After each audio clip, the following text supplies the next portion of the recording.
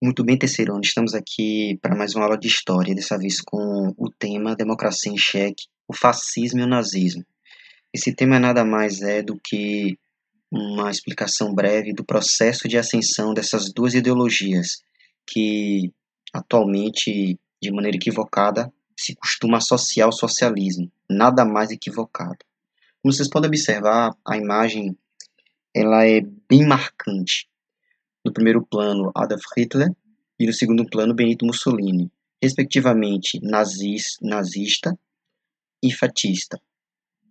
Tá, vamos entender aqui o processo de ascensão de cada uma dessas ideologias em seus respectivos países e como ela reverberou em outras nações europeias, resultando, no final de todo esse processo ideológico, o início da Segunda Guerra Mundial.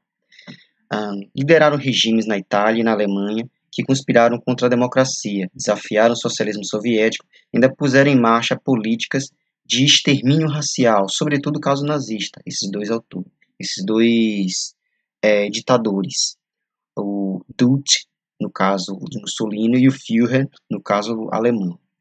A origem desses movimentos, a tomada do poder, a organização política de regimes baseados em violência, propaganda e terror. A gente vai entender como esses regimes eles iniciaram de maneira bastante tímida, tal qual uma semente de fato, e acabou se tornando um grande problema que impactou de maneira perversa, eu diria, porque a Segunda Guerra, a gente vai estudar lá como próximo conteúdo, especula-se que morreram mais de 80 milhões de pessoas. Na Itália, o fascismo. Aí eu estou tentando pronunciar como se pronuncia em italiano, não sei se está correto. Vitória mutilada. Assim era vista a participação da Itália na Primeira Guerra Mundial, pois a maioria das suas reivindicações territoriais não foi atendida nos acordos de paz de 1919. Passaram por um processo inflacionário sem precedentes no imediato após-guerra, ou seja, num contexto de crise. Essas ideologias, elas costumam, e eu posso inclusive colocar a ideologia comunista também. Na verdade, qualquer ideologia radical demais, ela ganha força, ganha espaço, sobretudo em contextos de crise. As pessoas literalmente estão passando fome, uma necessidade severa. No imediato pós-guerra, que empobreceu desde os operários e a classe média até os pequenos proprietários rurais.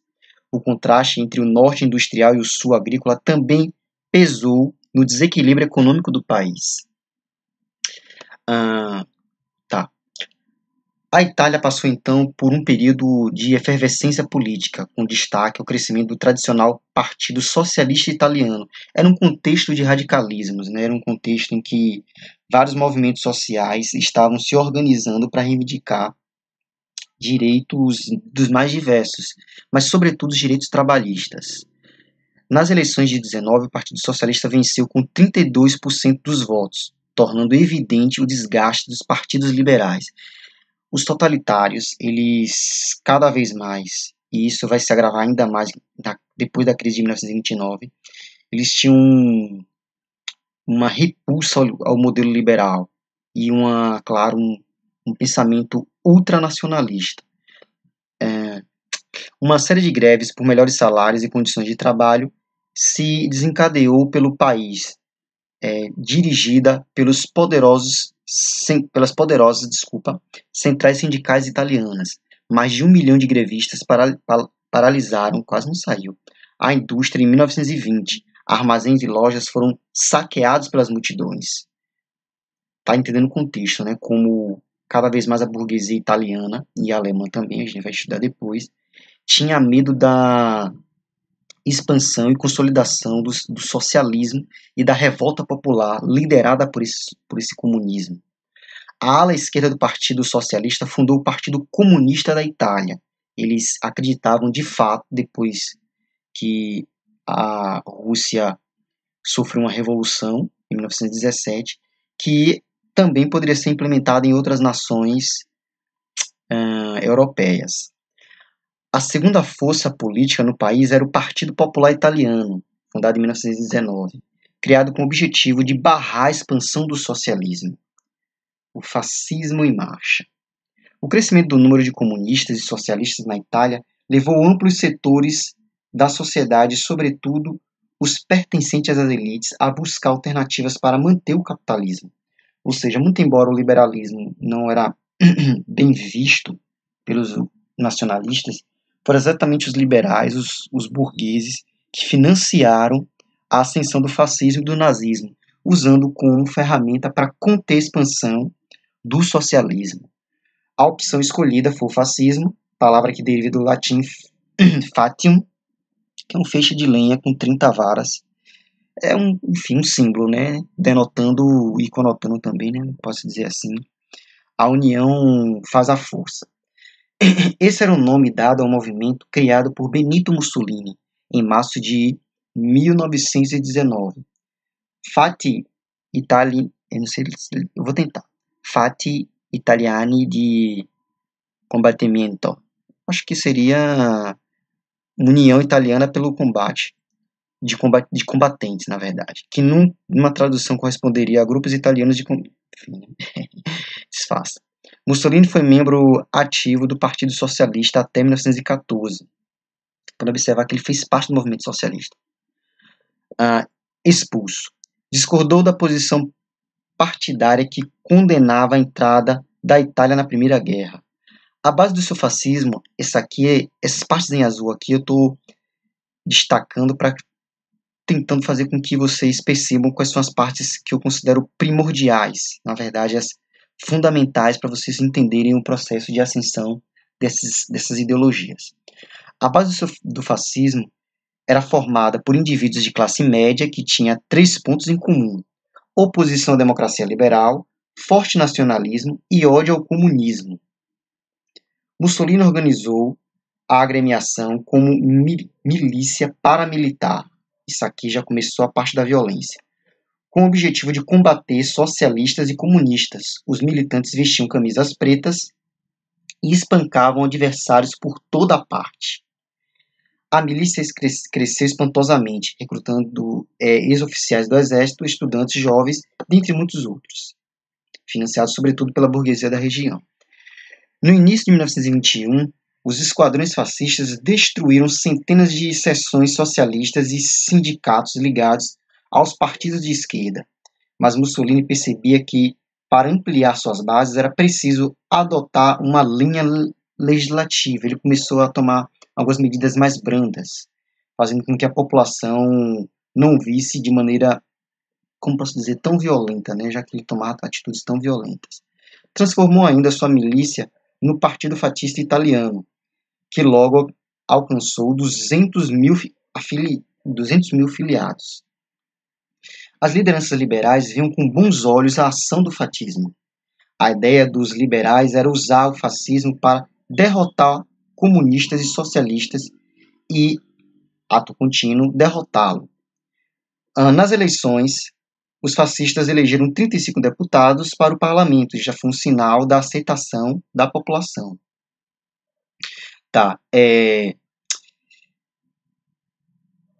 Continuando. Embora dividida entre a opção revolucionária e a participação eleitoral, o que favoreceu a ascensão do fascismo?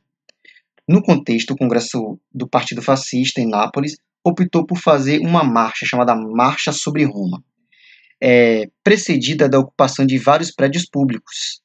Eles invadiram vários prédios públicos e organizaram uma marcha que ocorreu em 28 de outubro de 22 e não encontrou resistência, ou seja, isso significa dizer que existia já uma campanha, na verdade, campanha e ações subjacentes que fizeram com que vários movimentos de oposição ao fascismo já tenham sido destruídos para não se opor ao que viria a ser o regime ditatorial fascista.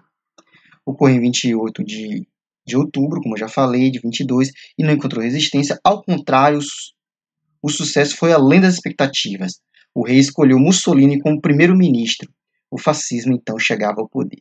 Aí uma das fotografias da marcha sobre Roma. A ditadura fascista, o que aconteceu de fato nesse contexto? Como os antifascistas eram poucos e estavam isolados, o resultado foi o aniquilamento das oposições e o estabelecimento da ditadura fascista, com a prisão, o exílio e a morte de lideranças sindicais e políticas de oposição ao regime.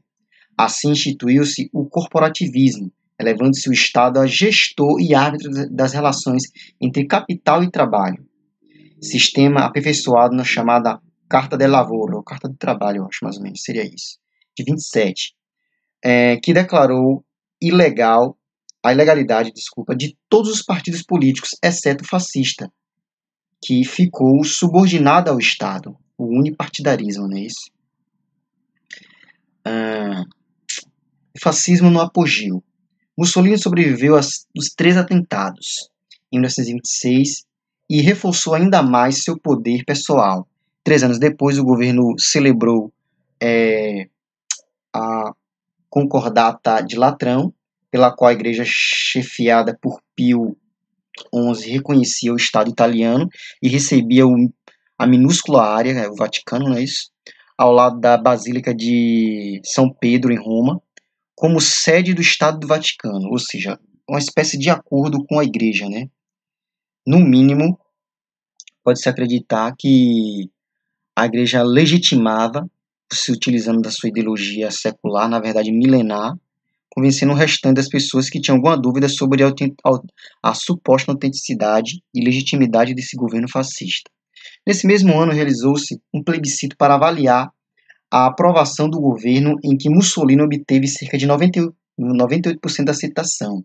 Tornou-se o Duce, derivado de Dux, chefe na Roma antiga. O mito da romanidade guerreira era levada ao extremo. Na verdade, não foi só a Itália, obviamente a Itália, por seu histórico completamente ligado à história de Roma, mas os alemães também, sobretudo na figura de Adolf Hitler, teve grande influência ideológica da história da Roma antiga. Tá. O lema juventude era crer, obedecer e combater. Será que parece com o governo atual? Enfim. Os grupos universitários fascistas teve um controle, é claro, sobre o modelo de ensino, sob a ameaça de ser demitido, eu diria até ser perseguido em termos de violência física. E, é claro, multiplicaram em louvor ao regime ao Duce, né? A valorização da figura centralizadora de uma pessoa. Na área econômica, a política fiscal protecionista estimulou a indústria de bens de consumo, fortalecendo o mercado interno, ou seja, valorização da produção local. Com isso, a Itália sofreu menos com a crise de 29, embora o desemprego tenha aumentado. Teve uma forte política de obras públicas, fazendo com que criasse empregos. Foi criado um Instituto para a Reconstrução Industrial, em 33, fazendo com que crescesse a produção siderúrgica, mecânico de a construção naval também, ampliação do número de empregos. Tudo isso foi cada vez mais valorizando a imagem do Duce, né? Eu acho que a pessoa ter comida e emprego, qualquer assassino se torna respeitado, né?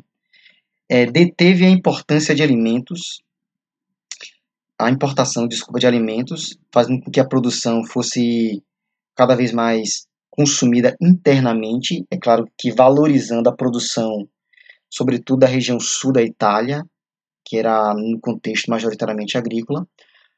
A autossuficiência na produção de cereais e favoreceu as pequenas propriedades e os sistemas de parceria, né? Tá, continuando. Nas relações exteriores, o governo fascista ensaiou uma política imperialista na África, invadindo a Etiópia. Quem conhece a música de Edson Gomes, ele fala exatamente disso. Em 1935. Só é pesquisar a música lá, de Edson Gomes, Etiópia, os etíopes.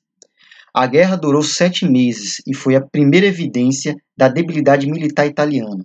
O fascismo estava em alta e Mussolini era reconhecido como uma importante liderança política na luta contra o comunismo, ou seja, França e Inglaterra, que eram as duas principais potências desse contexto, eles, digamos assim, não tomaram grandes providências contra a expansão dessas duas ideologias por acreditarem que elas seriam uma estratégia de combate ao comunismo. Tá, vamos para a Alemanha então.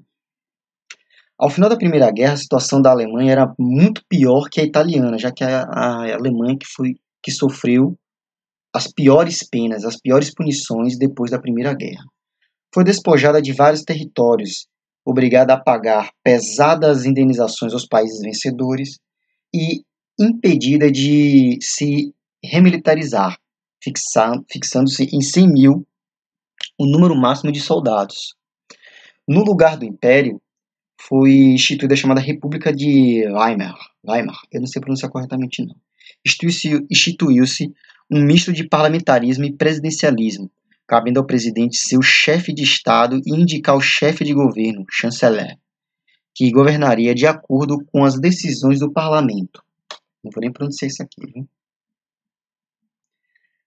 A crise da monarquia foi resultada, obviamente, pela derrota e pela fuga do Kaiser Guilherme II, né, depois da Primeira Guerra. A vitória da Revolução Soviética, em 1917, animou os socialistas alemães mais radicais a fundar a Liga Espartaquista, que é por influência do escravo romano, do escravo da antiga Roma, já fala escravo romano, né? Da antiga Roma, que lutou contra o poderio do Império Romano. Tá. Nos portos houve levantes de marinheiros em diversas cidades alemãs, se organizaram comitês revolucionários, tomaram poder e fundaram a República Bávara. Os líderes Karl Liebknecht, acho que é isso, viu? E Rosa Luxemburgo, isso eu sei pelo menos pronunciar, né? O governo da nascente República de Weimar estava desde 1919 nas mãos de Friedrich Ebert, eu acho, socialista do Partido Social Democrata, que negociou com grupos conservadores os meios para reprimir a Revolução Alemã e conseguiu. O papel decisivo na repressão coube a uma milícia conhecida como Freikorps, corpos de voluntários, formado por ex-oficiais e ex-soldados do exército e financiada pela classe burguesa e agrária. Vocês estão observando que cada vez mais fica evidente como a burguesia desse contexto, por medo da expansão socialista, por medo de acontecer uma reedição em seus países da Revolução Russa, financiou o nazismo e o fascismo. Foi nesse ambiente que se plantou a semente do nazismo, cujo embrião foi o minúsculo Partido dos Trabalhadores Alemães, não vou pronunciar isso não, desculpa, viu? Pretendia representar a classe operária alemã, rivalizando com os comunistas e socialistas. Adolf Hitler ingressou no partido em 1919. Metódico, organizou o partido e assumiu sua liderança, transformando em 1920 no Partido Nacional Socialista dos Trabalhadores Alemães, isto é, Partido Nacional Socialista ou nazista, o nazismo, alguns chamavam até de nazifascismo, já que uma das bases de influência do nazismo foi exatamente o fascismo. Tá. A grande bandeira de Hitler era, obviamente, resgatar a dignidade do povo alemão, em especial dos trabalhadores, e uma classe média muito prejudicada pela crise econômica do pós-guerra. O nazismo se apresentou como baluarte na luta contra os abusos do capitalismo, em favor de uma sociedade nacional e, na concepção deles, obviamente, justa. Por isso foi chamado de nacionalsocialismo, e estimulado pela burguesia alemã como instrumento de luta contra o comunismo. Toda hora está repetindo isso, né? É para ficar bem enaltecida essa questão. No nascente partido, Hitler conviveu com vários intelectuais antissemitas. Na verdade, o antissemitismo é uma prática extremamente antiga na Europa. Então, não foi ele que era o cara mais antissemita da Europa. Ele foi o mais radical, que obviamente liderou um genocídio, né? Hitler conviveu com vários intelectuais antissemitas e logo amadureceu seu ódio pessoal contra o povo judeu. O traço mais específico do programa nazista residiu na defesa da raça ariana germânica, né? E na condenação dos judeus. Os judeus eram os capitalistas, a concepção deles. Os judeus eram os capitalistas mais avarentos e principais responsáveis pela criação e difusão do comunismo. Eu acho que porque Karl Marx era judeu, né? Deve ser por isso. Mas Marx se declarou ateu, né? Pela miséria enfrentada pela Alemanha e pelo que ele chamava de traição de Versalhes, que foi o Acordo de Versalhes, né? Um polo de coesão ideológica, foi exatamente isso.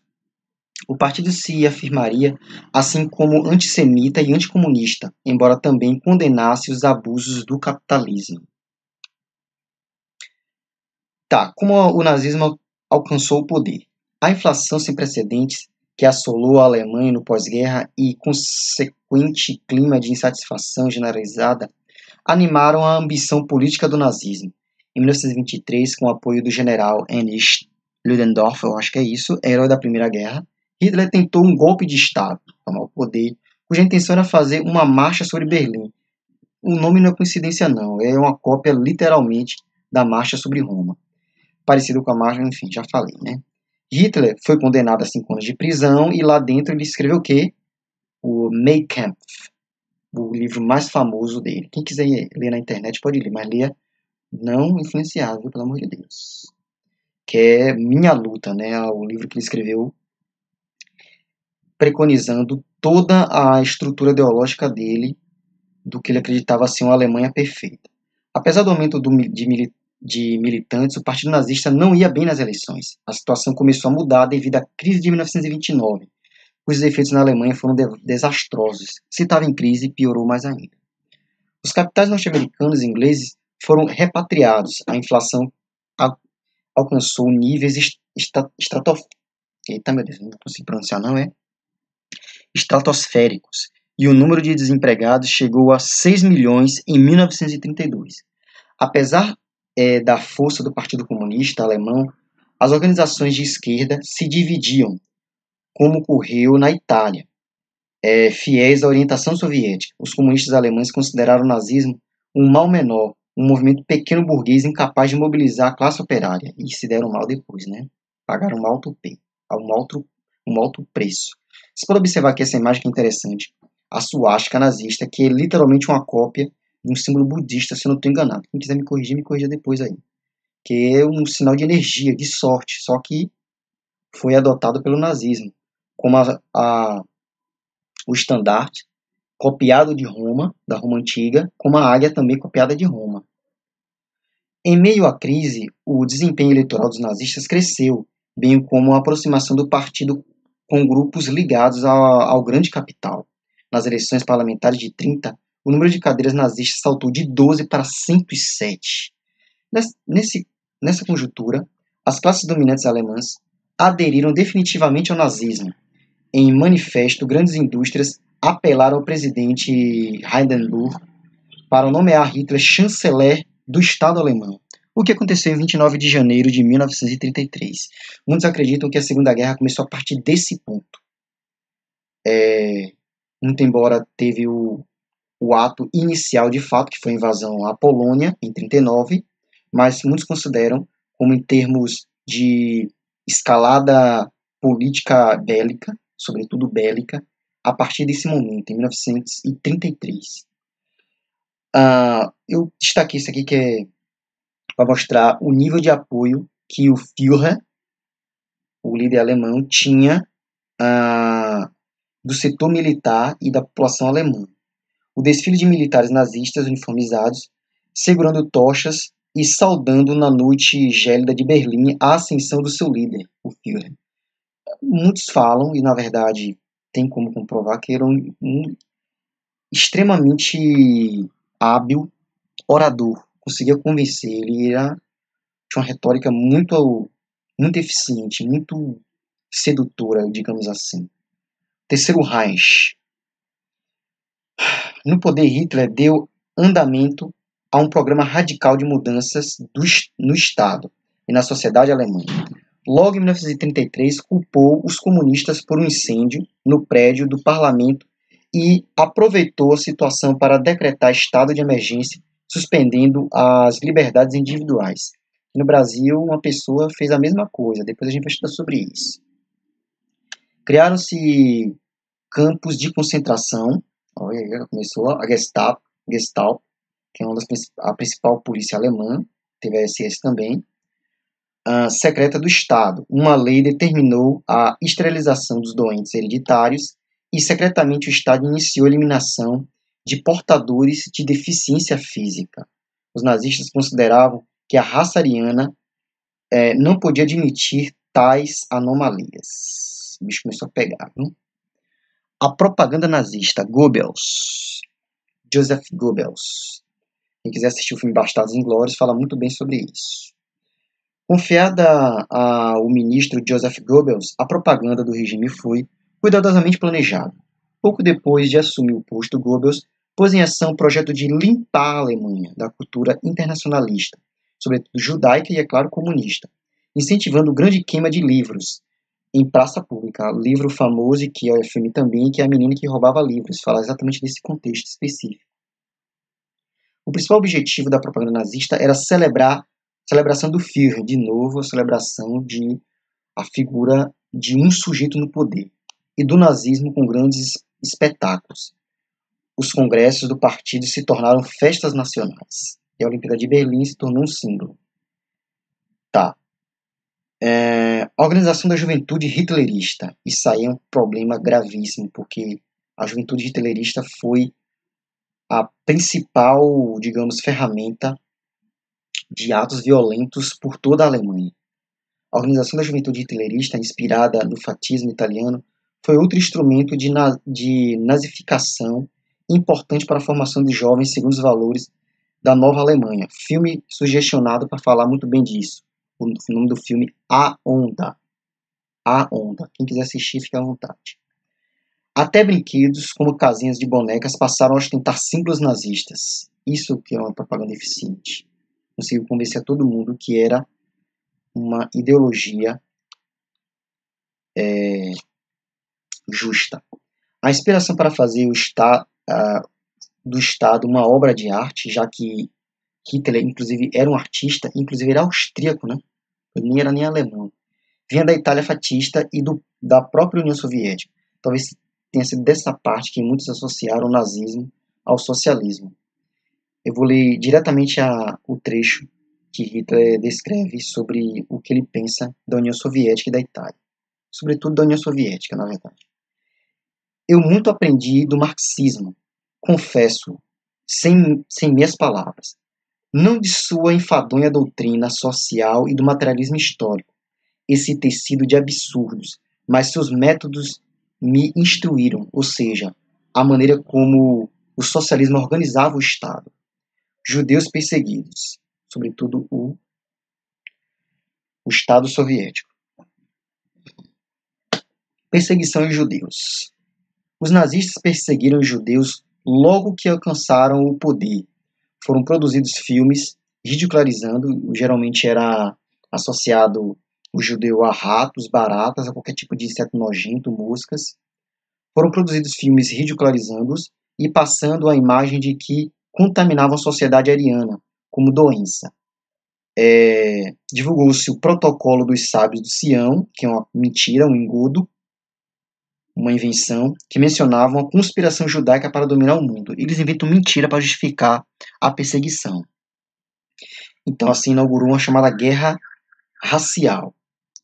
Em 1933, os judeus foram proibidos de exercer profissões liberais. Em 1935, as leis de Nuremberg proibiu o casamento entre judeus e arianos. Só lembrando a vocês que nos Estados Unidos tinha uma coisa muito parecida, que proibiu o casamento entre brancos e negros, entre afro-americanos e eurodescendentes. Bastava ter um avô judeu ou avó judia para o indivíduo ser considerado impuro. É nessa correntilha que muitos interpretam que Hitler, na verdade, talvez ele não soubesse, ou se soubesse, escondia, tem sangue judeu também. Foram proibidos, na verdade, herança judaica, né? Não vou dizer sangue judeu, que é uma coisa estranha de se dizer atualmente. Foram proibidos de atuar no comércio e na indústria e obrigados a prestar serviços braçais ao Estado, ou seja, foi escravizado, né? O suicídio entre os judeus cresceu em escala geométrica. Em várias cidades foram espancados e humilhados pelas ruas. Suas lojas foram saqueadas e destruídas e muitas eram marcadas com o símbolo, a estrela de Davi, para indicar que eram judeus. O episódio ficou conhecido como a Noite dos Cristais. Desculpa, eu não contextualizei. Esse ato de violência foi sobretudo por conta de um jovem de 17 anos, como vocês podem observar no texto, que, insatisfeito com a maneira como eram tratados, assassinou uma liderança alemã na França. Consolidação do nazismo. Tá vendo como cada vez mais se torna poderoso o terceiro Reich. O primeiro Reich foi na Primeira Guerra, viu? E o segundo Reich foi na Primeira Guerra. E o primeiro Reich, não vou entrar em detalhes agora, senão vai ficar muito extenso. A recuperação econômica da Alemanha foi assombrosa, em grande parte voltada para o rearmamento para a guerra. É curioso que, mesmo no Tratado de Versalhes, eles terem expressamente sido proibidos de aumentar o poder militar, mas pelo fato dos países utilizarem os nazistas como tampão contra a expansão comunista, eles meio que aceitaram os alemães a ascender belicamente novamente. Eita, a ascender em termos bélicos, para não ficar na cacofonia. Né? A recuperação econômica da Alemanha foi assombrosa, em grande parte voltado para rearmamento e para a guerra, ou seja, a fabricação de armas, que empregou muita gente.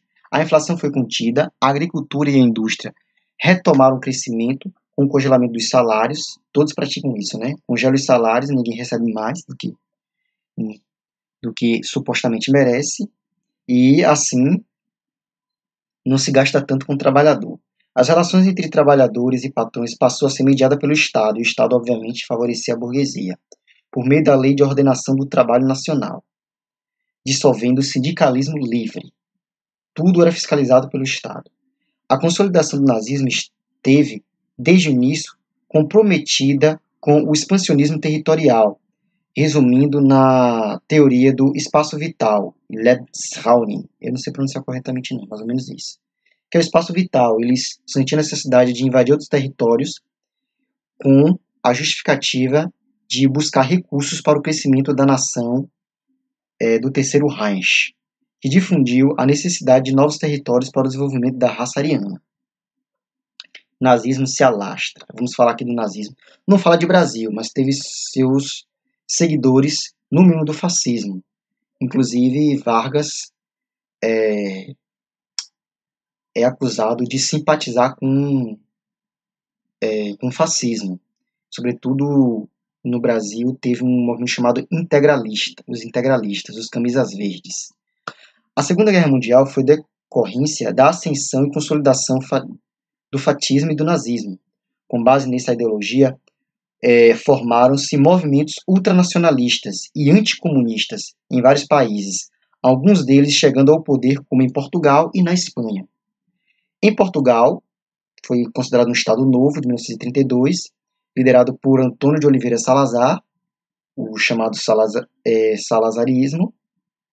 Na Espanha, depois da Guerra Civil Espanhola, em que Francisco Franco recebeu a ajuda de Mussolini e de Hitler, chamado franquismo, também chegou ao poder, modelo ditatorial, muito embora esses dois países se declararam como neutros durante a Segunda Guerra. Na Europa Oriental, a Hungria também adotou muitas das ideologias, inclusive até o antissemitismo.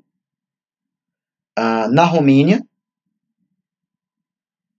vamos observar, em 1930. Na Noruega, foi adotada também a partir de 1940. A história da Noruega tem um dos principais nomes, que é um soldado que lutou contra o nazismo, chamado Max Manus. Max Manus. Na Bélgica, a partir de 1940. Na Holanda, em 1934. Na França, que inclusive quando ocorreu a invasão alemã na França, metade da França aceitou tranquilamente a invasão alemã. Ou seja, muitas pessoas defendiam a concepção ideológica e outra metade, obviamente, que não. E também na Inglaterra, em 1932. Ou seja, o nazismo e o fascismo, eles eram ideologias que, digamos assim, acabou representando uma ideologia que eu diria que é mais antiga, que é a ideologia do mito da superioridade racial, da superioridade que vê de maneira estereotipada o judeu. Portanto, o nazismo e o fascismo acaba sendo utilizado como uma espécie de bode expiatório, muito embora tenha sido o radicalismo disso tudo, mas é utilizado para disfarçar o preconceito racial que as outras nações europeias também tinham. Sendo assim, dou por encerrada a aula de hoje. Espero que vocês estejam bem e até a próxima.